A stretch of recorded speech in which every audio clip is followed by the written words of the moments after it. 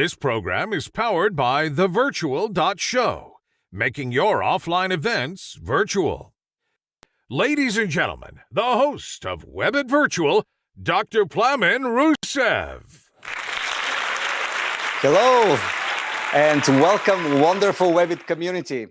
We have startups, investors, accelerators, and corporates, all of them in front of the devices connected to our virtual WEBIT studio today for my favorite program of the week of mobility, which is on the Founders and Investors Demo Day. We have amazing investors, equally amazing founders. It is going to be a fantastic 60 minutes because it is going to be very, very tough to define the winner today because all of them are amazing. I will waste no time, but want to say that we have truly phenomenal jury members today. You know, we are all having the over 5,000 startups applications. We select the best of the best every week.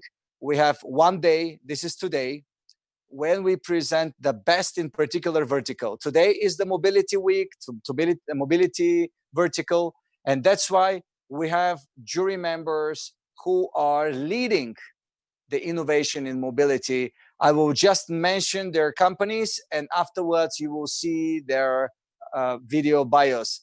We have Volvo Cars Technology Fund, we have Airbus BizLab, we have Manif Mobility, Oliver Wyman from Germany, particularly the mobility head, and we have the Toyota AI Ventures. And let me introduce one by one my guests here in the studio. Andreas Strasser is the European lead for the Volvo Cars Technology Fund. Volvo Cars is a new investment fund investing in high-potential technology startups around the globe. They aim at investing in strategic technology trends that are transforming the industry, such as artificial intelligence, electrification, autonomous driving, and digital mobility services. Andreas, welcome. Hello, thank you. Thank you so much for joining. It's our pleasure and honor to have you with us. I've already briefed you before the live show that we have three very different startups in different stages of their development. But I think your tickets could cover anything between $1 million to how much? $1 million to $5 million usually. We have stretched ourselves also to 10 million in the past, but then it has to be an exceptional startup that delivers real value for us in a core technology. But usually we stick to 1 to 5. Thank you so much. Allow me to invite all the jury members to the studio, and we should start immediately with the pitches. I would like to introduce you the second jury member. Christian Lindener is a global head at Airbus BizLab, the global aerospace accelerator. Their unique hybrid model combines entrepreneurs and startups and creates impactful, sustainable innovation. Christian is in charge of taking big bets and helping build the biggest and most daring businesses to shape the future of aerospace. Christian, hello. I would like to ask you to unmute yourself and welcome to WEBIT Virtual. Many thanks, man. Thanks for inviting me as well today. I'm confident that the startups we've selected will hopefully match your criterion for what you're searching. But in general, what you're doing with BizLab is fantastic, and I'm very grateful for having you with us. Thank you so much. Absolutely. Already seen some that could be very interesting. Thank you. Allow me to introduce the third jury member.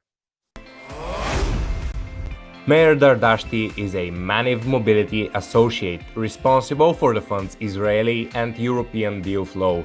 Manif Mobility is helping to expedite the new age of advanced transportation technology, including safety, business model innovation, and vehicle autonomy.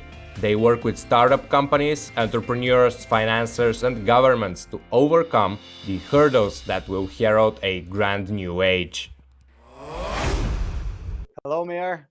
Thank you for Hi. joining. It's a pleasure to be here. It's been our utmost goal to make sure we improve the deal flow of some of the best investment funds and obviously corporates, so that we can support both the innovation mobility but also the entrepreneurship. And I've asked you before the show if you have seen any of the three startups that are going to pitch, and the answer was negative, which is fantastic. Hopefully we will surprise you. Absolutely. It's always good to see new companies, and I'm looking forward to learning more. Thank you so much. And let me introduce you our next jury member, number 4. Dr. Andreas Nienhaus is a partner in Oliver Wyman's automotive and manufacturing practice. He is involved in designing new strategic business models for emerging mobility solutions and services, creating and facilitating sustainable change in the mobility space. Andreas, Dr. Nienhaus, welcome. Hi, thanks for having me. Great to have you with us. You are not exactly a representative of the investors clique, but I very much count on your technology and industry point of view. Heading Oliver Wyman's mobility will be of phenomenal value for all of us when we listen to these fantastic founders to make sure that we ask them the right questions and help them improve. So thank you so much for joining. Thanks. Looking forward to it. Thank you. And our last participant. Jim Adler is the founding managing director of Toyota AI Ventures and an executive advisor at Toyota Research Institute. He also serves on the board of directors of the Toyota Financial Savings Bank and the investment committee of JetBlue Technology Ventures. Also, he is a member of the Department of Homeland Security, Data Privacy and Integrity Advisory Committee. Welcome, Jim. Thank you for joining us. Hey, thanks for having me. It's great to be here. Well, with that star jury, I'm hopeful that we'll at least try to match the level of amazingness that we've brought together in regards of the industry investment representatives, and hopefully really add as much value as possible to both sides. Jim and all of the investors, thank you for joining. Let's move on and do what we are here for.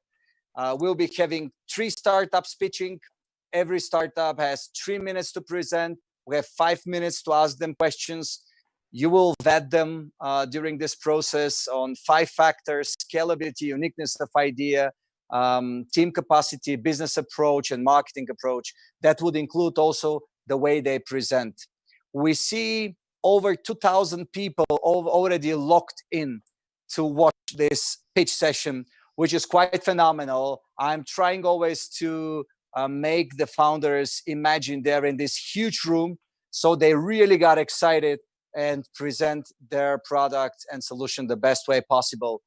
And with these words, I would like to invite the first founder, who is representing the United Aircraft Technologies. And we have Evaguel Rising, from USA. Hello, how are you, Evaguel? Hello, I'm very glad to be here today. So thank you for the opportunity. Excited to tell you a little bit about what UET has been working on. Some people say investor world is a man's world. And unfortunately, we proved that today.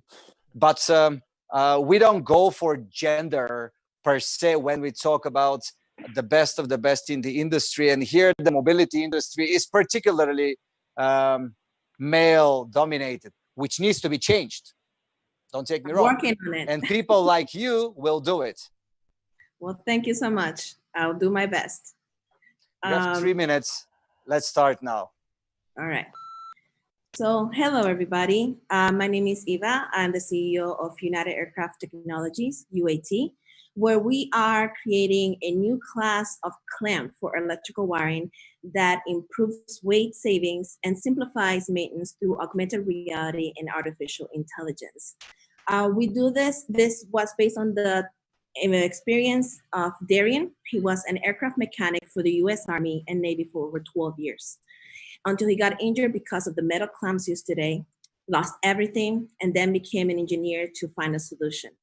Together, myself and Donnie joined him and we founded UAT, which is making a difference in an industry that is looking for weight savings, is looking for sensors being used more broadly across the aircraft, and is also looking for machine learning to help improve operational costs, which are ever so much more increasing in the amount of money spent. And UAT does this through a solution in the shape of a thermoplastic clamp that is 65% lighter. It has a sensor network embedded that can map, monitor, and diagnose the entire electrical system, and uses this data with predictive models to help predict future maintenance actions. Essentially taking this multi-step process that only addresses problem once there's a fault, making it far much more costly and time-intensive to solve, down to a couple of steps that essentially localizes the faults, helps diagnose them, and helps predict for faults that can provide even more problems down the road. And so we were also weight conscious of this. So like I said, we are 65% lighter from any other alternative, such as aluminum, thermoplastics, or steel. This means that we provide significant weight savings opportunities in the rotorcraft, commercial, or space, because there's thousands of these in these aircraft. And so we have traction thus far. Mostly in the government side, we've received contracts and awards to develop this technology under the Future Vertical Lift Initiative.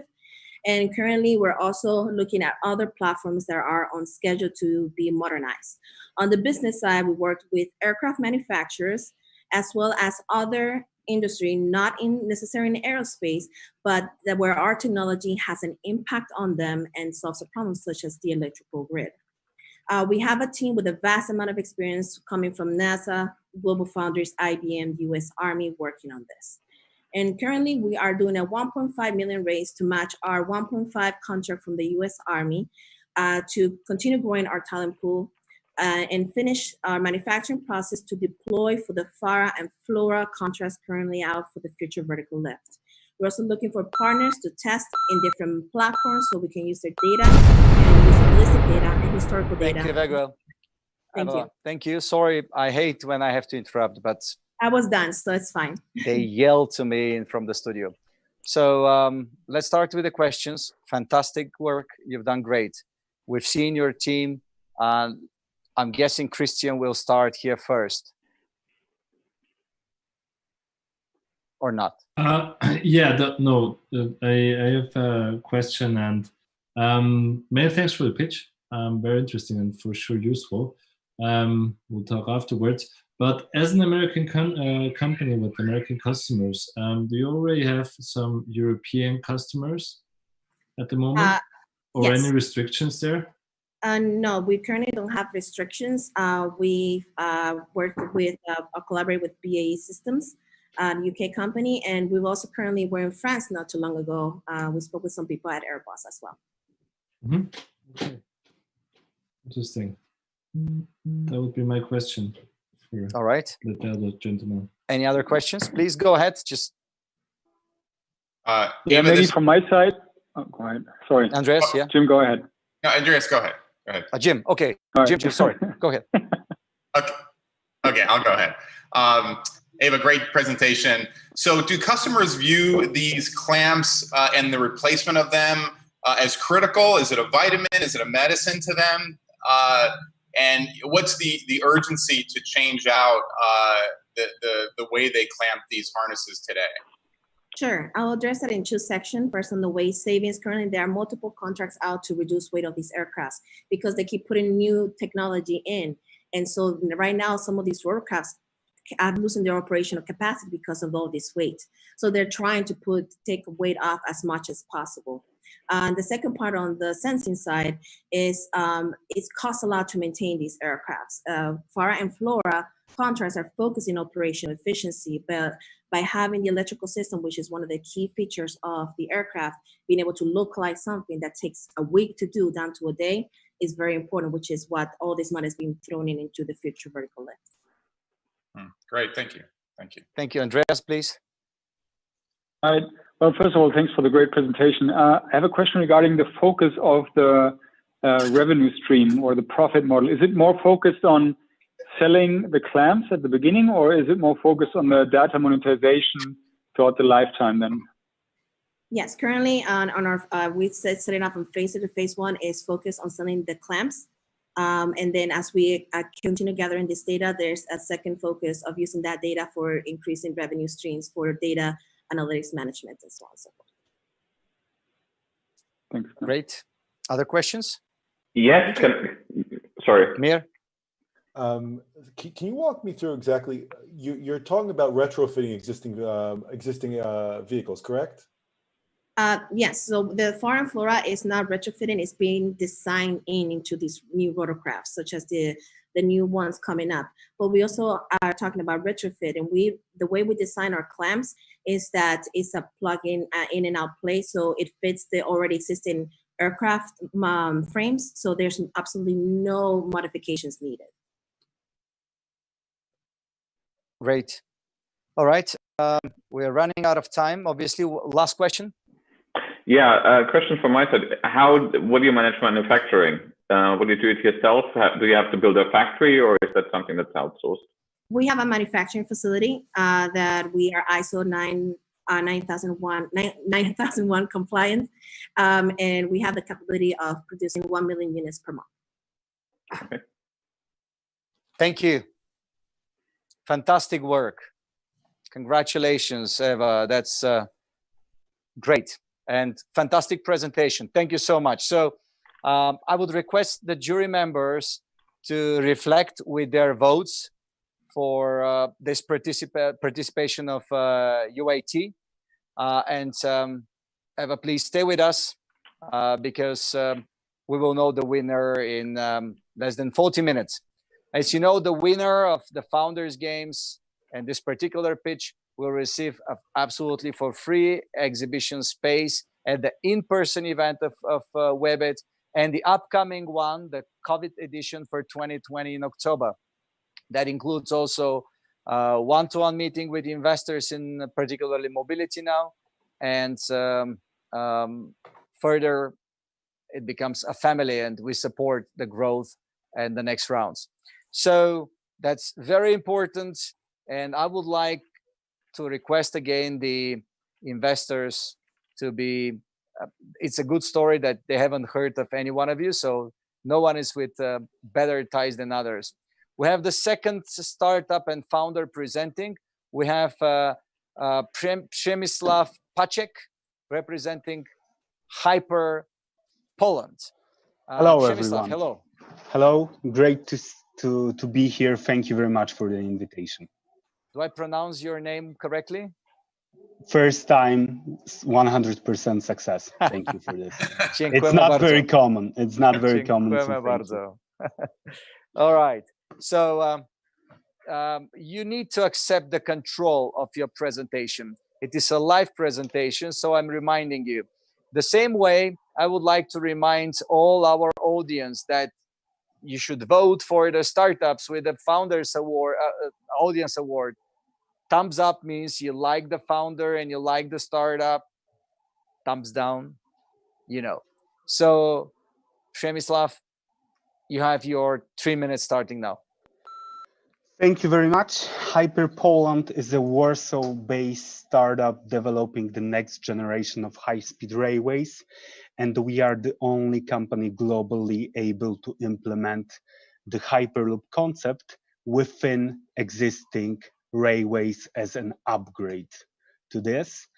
We're aiming to reduce CO2 emissions from the transportation, addressing the issue of not so many disruptive innovations within the industry. It basically operates on a 190 years old principle of a friction of a steel wheel on a steel rail.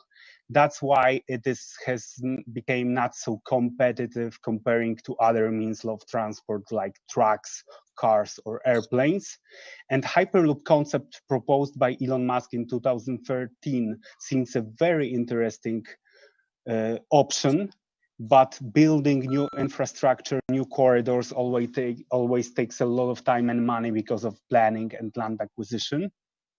That's why we're developing a bridge between existing system and the new Hyperloop, starting with a mag rail system, which adds a linear motor and magnetic track to a conventional railway line, allowing to operate two types of vehicle on a single line. So the operators can depreciate their rolling stock, but also start using much faster and much frequently operating new vehicles. Then it can be transformed into a hyperrail vacuum system. And stage 3 is building completely new Hyperloop lines. We're in very advanced talks with indirect customers, which are key decision makers, railway operators, and infrastructure managers. Just today, I've had a very promising call with one of the leading European ones. And then we'll license our IP to rolling stock and railway elements infrastructure manufacturers. So now it's the partnership stage and securing pilots, and the licensing will generate income. We've already delivered a smaller scale prototype, secured 5 million euros of funding, and filed for 8 patent applications. We have Microsoft as a partner and EDOM, a leading Spanish railway design company. Next year, we will deliver a full-scale prototype, and in 2022, we expect to start pilots. The team is very well diversified with leading experts, a US expert on one of the best in the world on electromagnetism, Professor Gieras, and Johannes Braun, who was responsible for building the Shanghai maglev, the only high-speed maglev operating currently. And here's a couple of companies we've been working for. Thank you very much. Thank you. I would like to start with the questions. Who would like to take it first? Please go ahead. So, I'm not a rail expert, but I have a weak spot for railways and other things. One of the challenges that I see or that I would like to understand is basically you still require a lot of infrastructure that needs to be built. How will you convince railways to do that when they have already invested in a lot of high-speed rail that runs at 250 to 300 kilometers? We are still increasing the speed and the frequency. So basically we are adding new layers over what's already there. We don't ask anybody to give up on what has been invested, but we just make the infrastructure digital because it's very analog now. And by adding linear motors, we can control it in a much more precise way, adding the capacity, frequency, and increasing the speed. So if you have a high-speed railway for 300 kilometers per hour, we can go 400 or 500 using still less energy and operating much more frequently. If we want to switch from other modes of transport, we need this kind of upgrade to existing railways, no matter whether it's a 160 kilometer per hour or 300 line. We still make it digital and make it much more performing than currently. Thank you. Who is the Meir? customer for a railway upgrade? I understand who buys the trains, but who sets up the tracks? Well, infrastructure managers. In Europe, it's unbundled. Usually they are controlled by state groups, but the infrastructure manager is separate from the operators. In Israel, for example, I think it's still bundled and is in the US. Actually, we have one advisor from Israel who used to do a lot of stuff in infrastructure. And yeah, we are basically talking now. The call I've had today is with one of the major European high-speed infrastructure managers. one of the Western European countries, and they are very interested in learning more and even started talking about a pilot with us. Unfortunately, I cannot reveal the country yet because it's still not official, but becoming very advanced. So key decision makers are railway operators on one hand, who buy the rolling stock, and infrastructure managers on the other hand, who issue tenders for modernization of the infrastructure. Okay, thank you so much. More questions?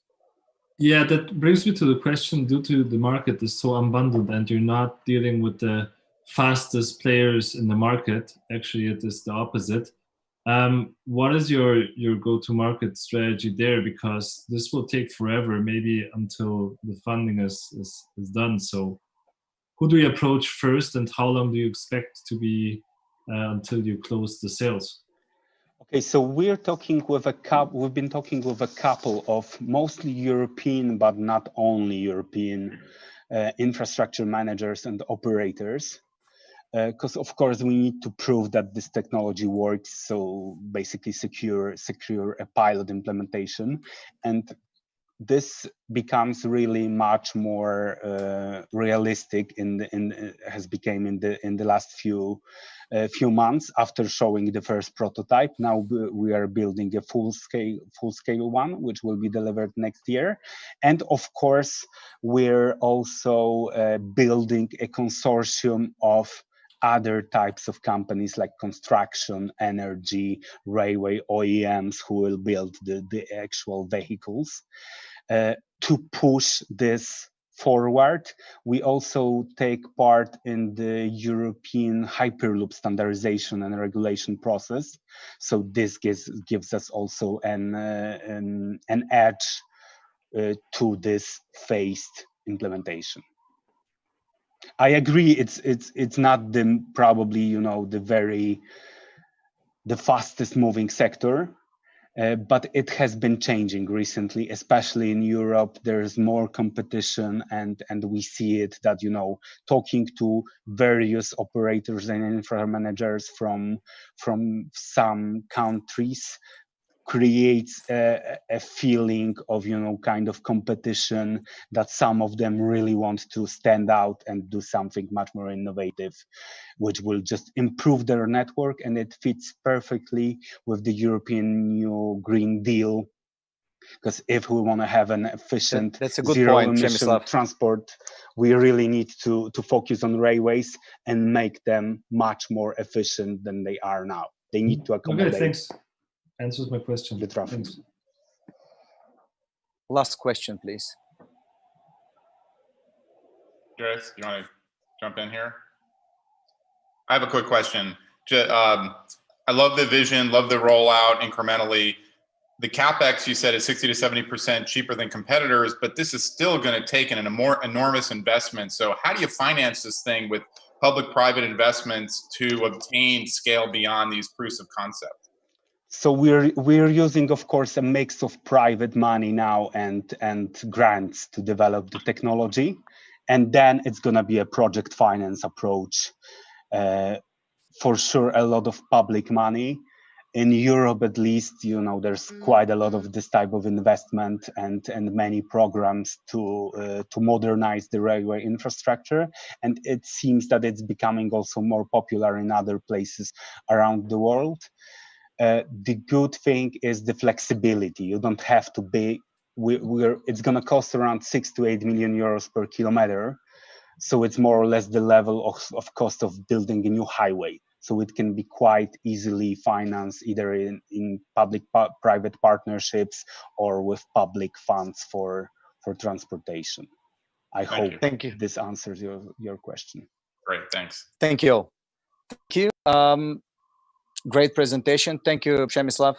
Just for the record, the shorter, the more precise the answers are, the more questions will be asked, and that will help the jury and obviously you to define your strategy and further discussions. So try to keep that answers as short as possible.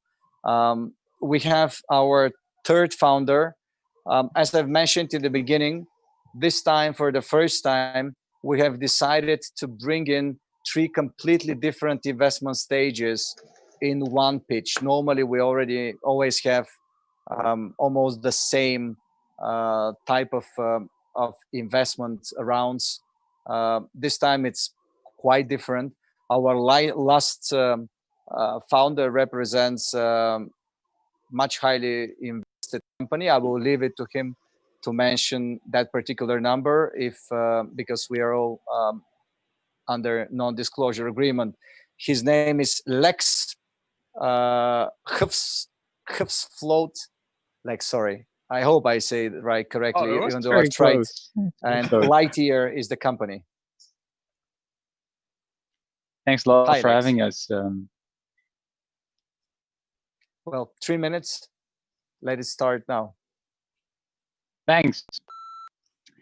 So on the screen, you see our first prototype of a revolutionary new vehicle. It's a solar-powered vehicle. It's an electric vehicle that's charged almost entirely by the sun. Our background as founders is solar car racing. So we have traveled the continent of Australia from Darwin to Adelaide, 3,000 kilometers to the outback, building the most efficient cars on the planet. We became 4 times world champions, and with that experience, we founded Lightyear. Shortly after we founded Lightyear in 2016, we added quite some experience to our team, with Hans and Wim having done high volume manufacturing in automotive, and Johan coming from Tesla, Lawrence from Bad Boy. And a lot of our team members come from either a high-tech background, so companies like ASML building the most complex machines on earth, or automotive like Ferrari, BMW, and Audi. And the problem we're solving is that we see that there's a huge gap between how many electric cars are sold today, that's 2.3%, and how many people actually want to drive an electric car, which is 50. There's a huge gap. And if you dive into the research, you see that there's a couple of reasons underlying this. One of them is purchase price, which is hugely important. And the other 4 factors are basically all related to charging. So basically the question, can I drive my EV day in, day out without any hassle? And of course, we have had this problem for 10, 15 years now, the same answers. So we looked at this issue at another way. So Bloomberg says this is a $6 trillion obstacle for the scalability of electric cars. So how can you make electric cars really scalable? Well, people say they would only buy an electric car if electric charging infrastructure would be as common as gas stations. We tried to circumvent that problem altogether by saying like, hey, can't we just use existing infrastructure? Just the sun and household sockets, you have them anywhere on Earth. But the problem is you can only do that if you have a relatively compact battery. You can charge overnight using these sources, or during the day with the sun, of course, and then use that for all of your trips. And the key to building cars with a small battery but a long range, which kind of sounds incompatible, right, is efficiency. So the Lightyear 1 is optimized for efficiency. Every part of it, we develop our own motors and power electronics to give the customer a car that gets rid of these concerns and actually provides a long range of 725 kilometers and doesn't need to be charged just actually once a month. We can put this at a 50K price tag in 2023 in the market. We're raising 30 million now, and looking forward to building cars for the world. Thank you. Well done. Perfect timing. I would like to open the floor for questions now. Who would like Okay. to I'll start. Yeah, please go ahead, Jim. sorry. First of all, I love what you're doing, and thanks for the presentation. I've been following you for quite a while, and it's really exciting to see what you're up to and what you're doing.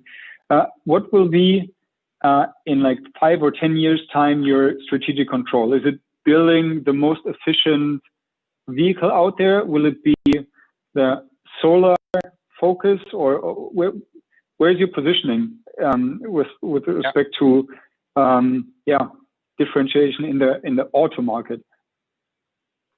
So the main, most important aspect is the platform. So the platform of technologies that are needed to build a super efficient electric vehicle that will solve these problems. That's our core. And on top of that platform, we will probably produce a few vehicles under our own brand, but very likely we're going to use that platform for other brands as well.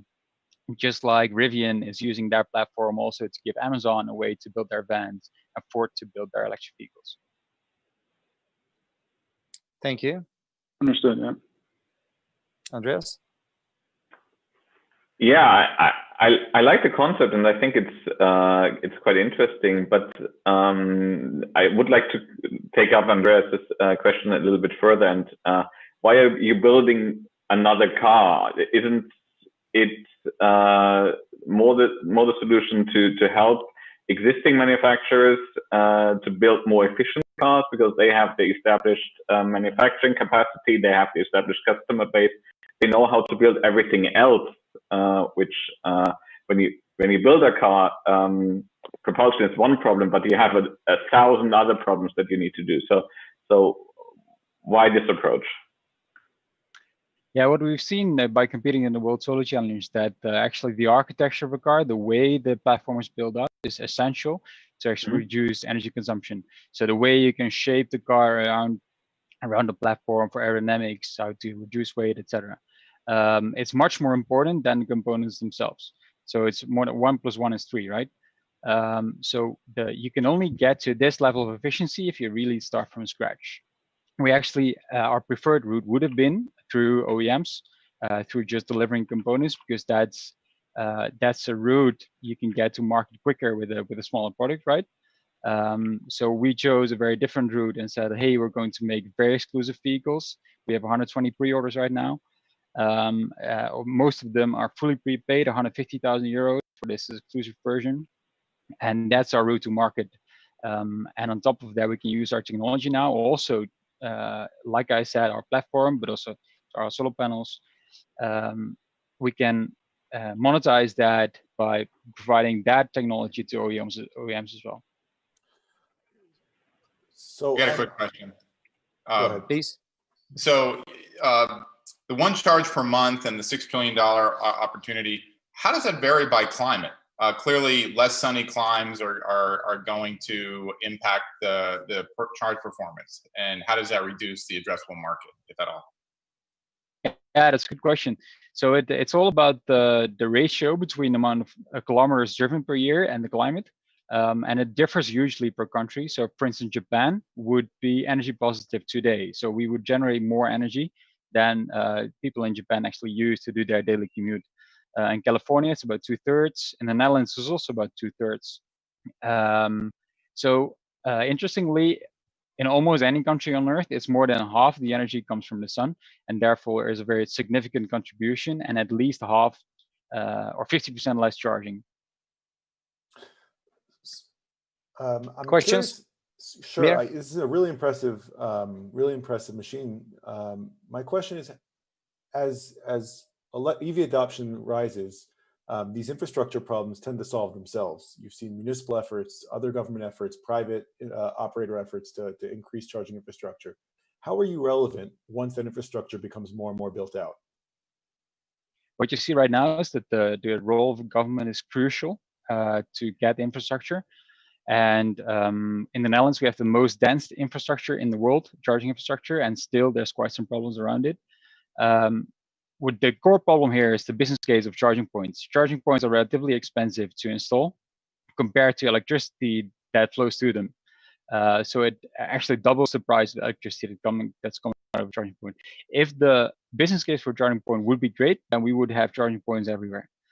So that's a core problem that's not going to be solved easily. So we see there's a more cost-efficient approach by just building cars that don't need to rely on this infrastructure. Thank you so much. We're over the 5 minutes. It's been a great presentation. Thank you so much. So we see these 3 fantastic founders, and they're equally amazing products in very different areas. It will not be an easy job for the investors to define the winner. Now, I would like to have very quickly chat with each and every one of the investors here with me in the studio, and let's define your personal preferences before we hear your votes, which I remind you, you hopefully will do in the next few minutes, so we can finalize the voting. In the meantime, I already see the results of the voting of the audience. We have over 3,000 votes currently. That's quite amazing, very interesting. So let's see. We have currently 3,000 people watching.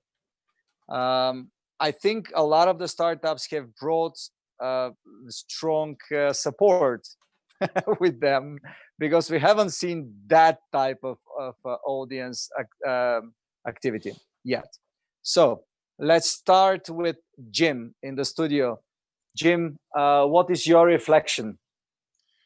Yeah, I think these are really inventive, creative concepts and businesses with tenacious founders, which is wonderful to see. I think that the challenge in mobility often is go-to-market and accelerating that go-to-market, sort of finding the thin end of the wedge in order to enter the market and then expand out. And so I think, you know, rail is hard. I mean, it's just the infrastructure is slow and it's difficult, as we discussed. And I think there's as much incremental deployment as the market will tolerate, but you can't go much faster than that. So I think if you look at you know, Lightyear and how they're approaching the market, I think it's going to be difficult to get in between consumers and OEMs and the tier ones to find their path into the market. And UAT, you know, I love that the scale of that business. Actually, it does turn on a very reluctant buyer often, or a very chunky buyer. If it hits, it's going to be great, but it's either it could be really huge or zero. So those are sort of my initial reactions. Technology is great; they're solving a real problem, but how do they actually break into this big broken market that they're searching? What about the first two startups, Jim? So that's my point is on UAT. I think they're in my mind, they're the leader here of the group, and I'll put my scores in a minute. I think that it certainly scales. They have this aerospace government issue that they have to work on. I think that's going to unlock their value if they can do it appropriately and effectively. And I think Lightyear, it's a very crowded space. I love the concept. I worry about garaged vehicles and you know, can you get enough energy out of the sun? So I would put them behind that. And I think rail, the Hyperloop folks, I think it's going to be incredibly difficult to break in. Thank you so much. This was the point of view from Toyota's AI venture. Jim, now we have Andreas. Andreas, please let me know Volvo. Volvo, the Volvo Andreas. Okay, good. In order of let's do it another way. With Lightyear, I like the concept, and I think that the automotive industry will focus more on electrification, and we will need to have more solutions to address the challenge of charging and address the challenge of using your car, your electric cars, the same way that you do with your petrol or diesel car today. On the other hand, I see a huge struggle to build all the manufacturing capabilities and the other capabilities that you need in order to manufacture and distribute a car. And similar to airlines, I think one of the easiest ways to become a millionaire is to start out as a billionaire and start a car company, and that's always a challenge. So good ideas, but I would go more towards a tier one relationship here, or help other OEMs. That's my first reaction. With Hyper Poland, really, I like infrastructure, I like rail, I like these things. But I see a lot of technical challenges, especially when you use normal rail lines and try to upgrade them to 300 kilometers per hour. I think the certification, safety, but then also convincing infrastructure and rail stock companies at the same time, because you have a lot of players here that are really, really slow. So you need to convince infrastructure, you need to convince leasing companies for the rail stock, and you need to convince the rail stock operators then to do this and to implement this. This will be a huge challenge and will take a long, long time to scale up. UAT, on the other hand, I like the simplicity. I like this incremental. We have taken a very dumb, small thing that is, as with everything in aircraft, completely over-engineered and extremely expensive. But and we have retaken that and have put additional things into it to make it smarter, but also lighter and cheaper. If they manage to break into then aerospace, I think that's a huge opportunity there, and it's a lot less risky than the other huge bets that we have seen today. But all of them are quite inspiring. Thank you so much. Now let's have Andreas, Oliver Wyman. All right, thanks. First of all, I think all three really are working on improving how we get from A to B, which is fundamental for our future. So it's really great hearing about this.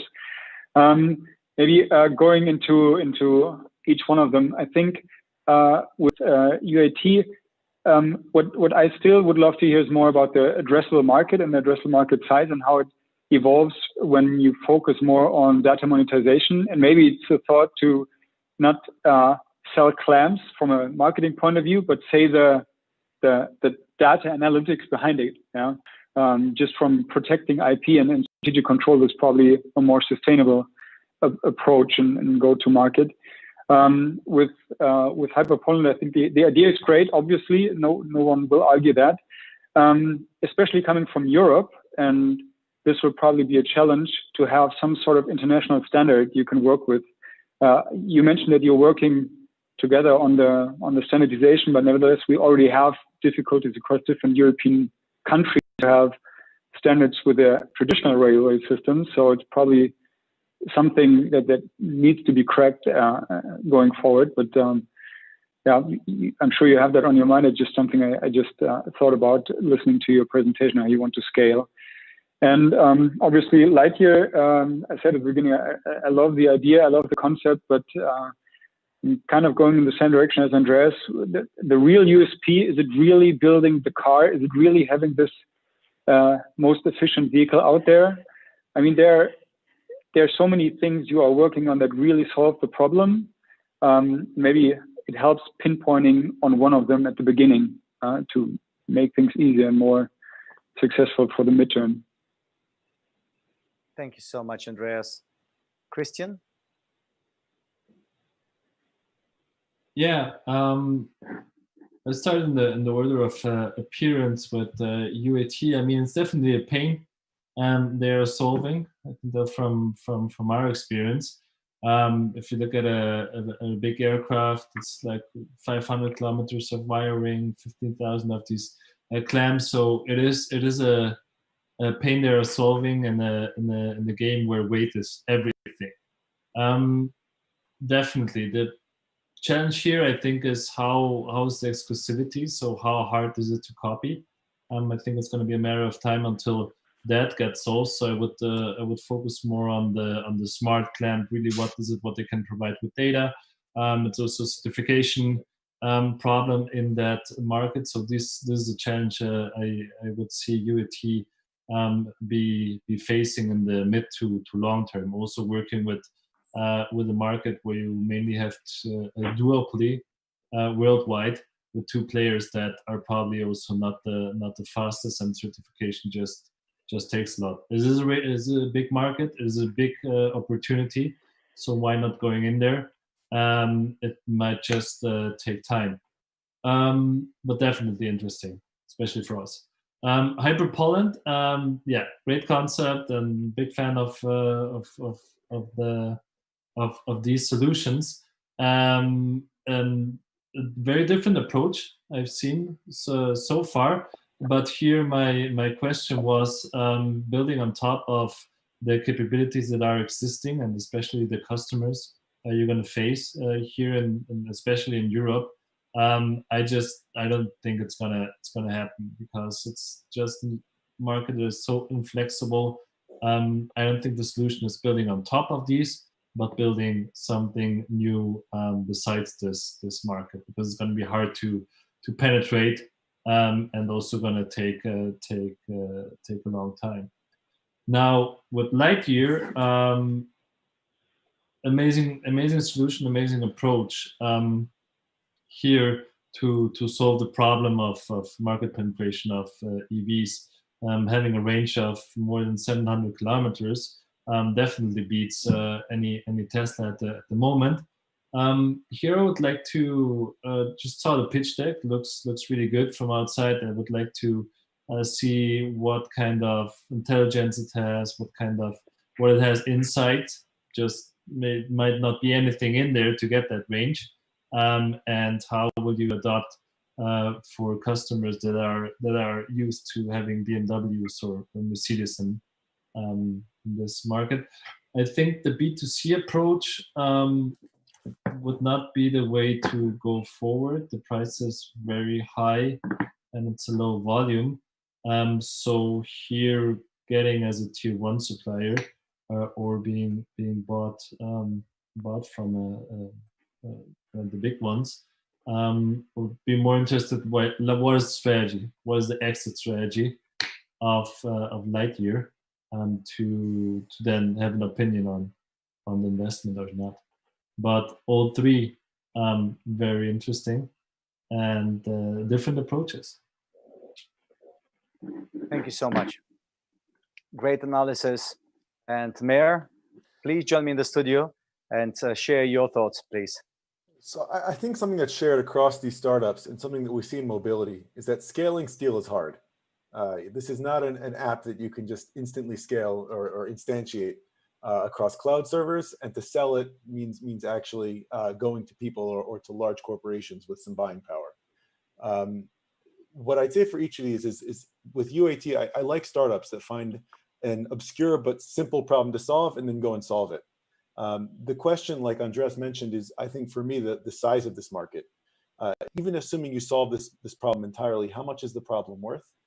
And I'd also add that for the second stage of the go-to-market, for the second stage product of the predictive maintenance solutions, I have some concern, first of all, about the efficacy of most of the predictive maintenance solutions on the market. This is not the kind of thing that's as easy to build as a lot of founders think. And also, I'm concerned about access to data, especially for sensitive installations. I'm not certain that a startup is going to easily access runtime data on a defense vehicle. For Hyper Poland, I think I share a lot of my colleagues' concerns about pathway to market.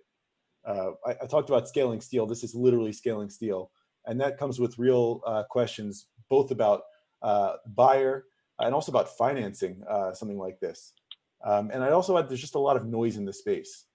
Even assuming that everything works, that there are ready customers, there's just so much noise around Hyperloop that actually might be a disservice to your company. And with regard to the last startup, to Lightyear, I just want to say, I think range anxiety is fundamentally psychological. It's not a physical problem. Most customers have set travel habits that fit within the needs of a Nissan, the abilities of a Nissan Leaf. For 75% of users, 80% of users, 90% of the time.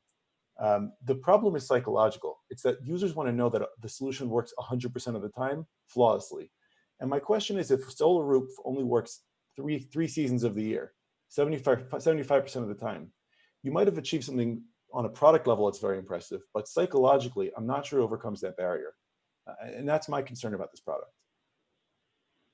Thank you so much, Meir. We've heard the feedback of the investors. Now let's see if the numbers fit the words. But before that, I would like to have the first to say thanks to all of you for joining, for being with us, for sharing your knowledge. And that's very important because it means a lot. It means a lot to the ecosystem. It means a lot to the WEBIT community to have such a phenomenal experts joining us here, supporting the innovation ecosystem. Now I would like to have the three founders with me on the screen. So let me first share with you that the three of you were fantastic. Shemek, I heard that you were missing from the studio for a while, and I thought that you gave up, but thanks God you're not. No. It was just a technical question. You know, I agree. We're in a very slow moving and hard industry in terms of scaling, but it doesn't mean we're gonna give up. Not for sure. No, that's your industry, right? And so you've mentioned something. Grants from EU are important, and a lot of the Green Deal is applied to all of you, especially to you and to Lightyear. And Green Deal is huge, and we shall be talking a lot about it in the next months before WEBIT's COVID Special Edition, where we're going to be having a lot of policymakers and many social entrepreneurs and movers and shakers in the industry. But yeah, so who do you think is going to win? Eva? Myself, I think from right. what I have heard, at least from the jury, I would bet on UAT. UAT, all right. Eva?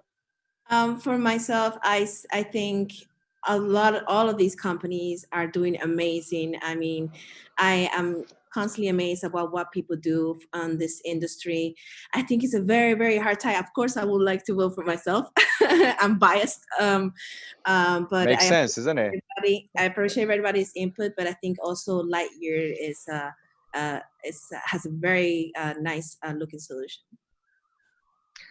Mr. Lex Hoefsloot. Yeah. I owned the pronunciation of your name correctly. What do you think? Nice, you did it perfectly. Nice. Yeah, really amazing to see the other speakers as well. Of course, you always hope you'll win. You're in this.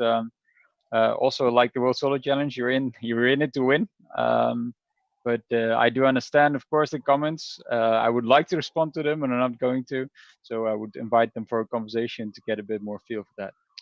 That's the whole idea. You've spent 1 hour together now. That's why I'm grateful to the investors, grateful to you. And if there is a way to move ahead, it will be great. You've had the best possible deal here with you. So, and the winner of the audience, I've mentioned over 3,000 votes. It never happened before at WEBIT Virtual's Founders Investors Demo Day. We have quite interesting votes. I will wrap up. We have 1,900 plus and 200 minus for Lightyear. Hyperloop Poland 1,200 plus and 1,100 minus. And then we have minus 400 for UAT plus 100. Maybe it was my fault because I didn't say vote now for them. So I guess that's the negative vote they got there. But anyway, these are the numbers. So the winner of the audience is Lightyear. Congratulations. Thank you. That's great to hear. And the winner of the jury. One second. Don't be in a hurry. The winner of the jury is... I've never seen so competitive voting. And I was really surprised to see such high vets. To have above 30 by a WEBIT jury member means that the company is almost phenomenal. What we have here is quite amazing. We have 2 votes above 30, 33.6 and 33.8 out of 50. The company that has 34.8 is named Lightyear. Congratulations. Thank you very much. Great to hear. Well done. Well done. Congratulations. You're the winner. Congratulations. Thanks a lot. Yeah, it's amazing to Congrats. see. And of All course, great feedback, and we'll use that. So, but I think that UAT, the second company, is equally amazing. So I would like to commit currently first a second award, which will provide you full access to WEBIT and full access to our investors pool. But also, Eva, I would like to personally commit to you to support you in your round that you're raising of 1.5 million. So I will be talking to you later on. And if I can be of help for you, I will help you personally. I do believe in what you're doing. I think it's amazing, and happy to support. Of course, we are supporting as WEBIT all of you, and I think the three of you are phenomenal. Thank you so much for being with us. Congratulations to the winner. Congratulations to three of you being among these great investors, and over 3,000 people, concurrent attendees, much more during the hour. I would like to currently only announce, because we are 2 minutes over time, to announce what we are going to do in the next 2 days. Tomorrow's, in 22 hours, 57 minutes and 22 seconds, we shall be hosting the leading media forum with the chief editor of Economist, Business Insider, senior space correspondent, the Barron's columnist, and the correspondent of Financial Times. We shall be discussing the movers and shapers of the mobility industry and where the industry is heading next. You will hear anything from space to underground. And the day after, in 1 day, 22 hours, 56 minutes and 45 seconds, I shall be welcoming to this virtual studio the Deloitte's Global Leader, Future of Mobility. And we have the Airbus Group demonstrator, CEO of Airbus, up next, Dr. Sandra Schaffer. Thank you so much for being with us, and looking forward to see you tomorrow and the exclusive edition the day after on Friday. Enjoy your day. Thank you. Thank you. Thank you very much.